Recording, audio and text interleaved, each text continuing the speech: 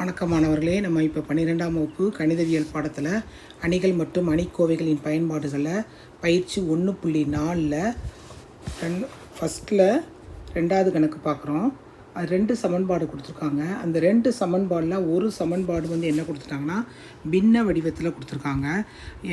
3/xன்னு கொடுத்துருக்காங்க. அப்போனா நம்ம வந்து என்ன எடுத்துக்கிறோன்னா எக்ஸுக்கு பகுதிலுது நம்ம வந்து 1/xன்னு எடுத்துக்கிறோம். 1/x = aன்னு எடுத்துக்கலாம். ஓகேவா? சரி, 1/x = a என்க.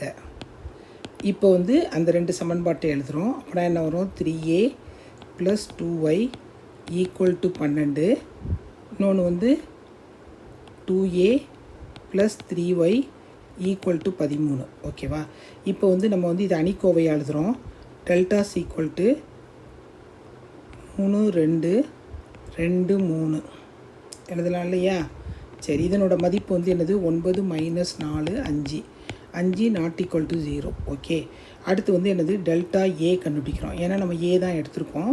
அந்த ஃபஸ்ட்டு நிரலில் வந்து நம்ம உள்ள மாறிலி எழுதிக்குவோம். 12 13 2 3. மறுபடியும் இதனோட மதிப்பு கண்டுபிடிக்கிறோம். 36 - 26 10.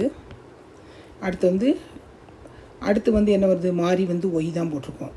நம்ம வந்து அங்கே மாற்றுறதுனால ஏவாக இருக்குது. ஓகேவா? ஃபஸ்ட்டு நிறையை வந்து அப்படி எழுதிக்கோங்க. ரெண்டாவது நிறையை மட்டும்தான் நம்ம வந்து மாற்றணும்.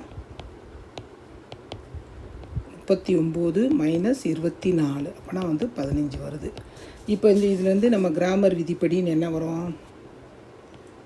கிராமரின் விதிப்படி